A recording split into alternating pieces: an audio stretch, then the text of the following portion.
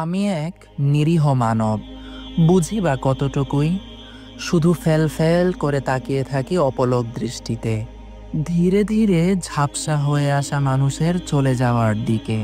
তবুও আমি নির্বাক, কখনো বা অবাক। অলসতা আমাকে ঘিরে বসেছে, আমার শরীরে আগুন ঝরা শক্তি।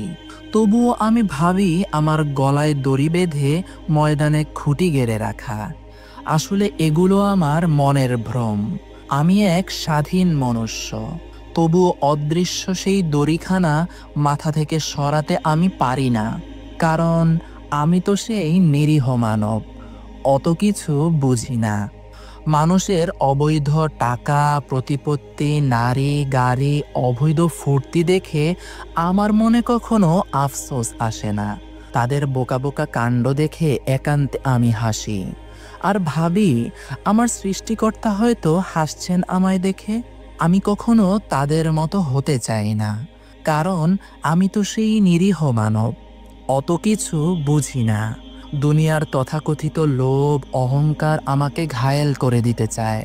আমি সযত্নে তাদের রাস্তায় বসিয়ে দিয়েছি বিষ কাঁটা, তবুও তারা চেষ্টায় অবিরত।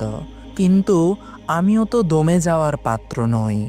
আমি অজপাড়া গ্রামের এক সাধারণ পথিক। এই দুনিয়াতে অবৈধ টাকার জোরে অসাধারণ হতে আমি চাই না, কারণ আমি সেই নিরীহ মানব, অত কিছু বুঝি না। আমি কারো উপকার করতে না পারলেও চাই না করতে ক্ষতি। তবু কিছু অসাধারণ মনুষ্য আমায় ভুল বুঝে, তারা সযত্নে মুছে দিতে চায় আমায়। আমি আমার সৃষ্টিকর্তার কাছে একান্তে মুচকি হেসে তাদের জন্য দোয়া করি মন খুলে। তারা যদি ভালো থাকে তাতেই আমি খুশি, কারণ আমি সেই নিরীহ মানব, বুঝিবা কতটুকুই। আমি হেরে গিয়েছি বহুবার, তবুও দুমড়ে মুচড়ে ফিরে এসেছি বারবার। আমার নেই কোনো হতাশার ছাপ, তবু প্রতিনিয়ত হতাশা আমায় থাবা দিয়ে ঘায়েল করতে চায়। আমি সেই থাবার গায়ে পেরেক গেথে বলি, একজন আছেন, নিশ্চয়ই আছেন, আর তিনি উত্তম পরিকল্পনাকারী। আমি ওই পারে যাওয়ার বীজ বুনে যাই শত কুমিরের মাঝেও। হ্যাঁ, আমি সেই নিরীহ মানব।